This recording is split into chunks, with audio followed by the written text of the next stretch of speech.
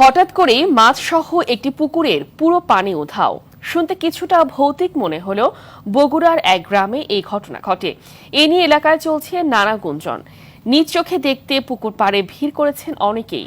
রোগ নিরাময়ের জন্য মাটিও নিয়ে যাচ্ছে কেউ কেউ। তবে পুকুরটিতে পুনরায় পানি আসতে শুরু করেছে। বগুড়া প্রতিনিধি GM সজলের তথ্য ছবিতে অঙ্কন বিশ্বাসের রিপোর্ট। পানিতে টইটুম্বুর আর মাছে ভরপুর ছিল পুকুরটি, কিন্তু হঠাৎ পুকুরের সব পানি উধাও। অনেকটা ভৌতিক মনে হলেও এমনটি ঘটেছে বগুড়ার কাহালু উপজেলার বাগুইল গ্রামে। বিস্ময় জাগানো পুকুরটি দেখতে প্রতিদিনই আসছেন দূর দূরান্তের মানুষ। প্রায় 1 বিঘা জায়গা জুড়ে থাকা পুকুরটির মালিক শফিকুল ইসলাম। তিনি জানান, কয়েকদিন আগে পুকুরের পানি প্রায় 4 থেকে 5 ফুট উচ্চতায় লাফিয়ে ওঠে। এর কয়েকদিন পর কোনো এক সময় পুকুরের সব পানি মাছ সহ উধাও হয়ে যায়। সৃষ্টি হয় একটি বড় গর্তের। পুকুর করার পর মাছ চাষ করা হয় প্রায় 10 থেকে 12 বছর। তারপরে হঠাৎ করে কিছুদিন আগে বুদবুদ করে পানি মনে করেন উপর দিকে ফিনকে ওঠে আর কি, বিস্ফোরণ হয়ে যায়।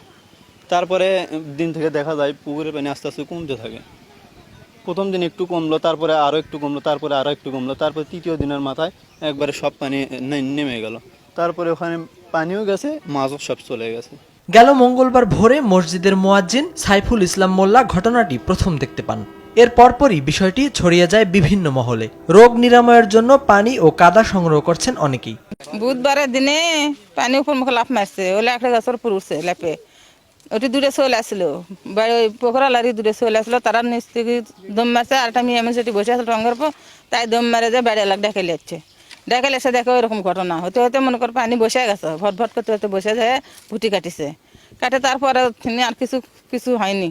না হওয়ার পরে মনে করেন 1 সপ্তাহের মধ্যে 1 সপ্তাহ পরে মনে করেন মঙ্গলবারের দিনে পানিটি নিচে নামে গেছে। আমি লোকের মার হতে জানতে পারছি, লোকজন বলা বলি করতেছে, তাই আমি বললাম যে পাশেই যখন একটু দেখে আসি কি ঘটনা।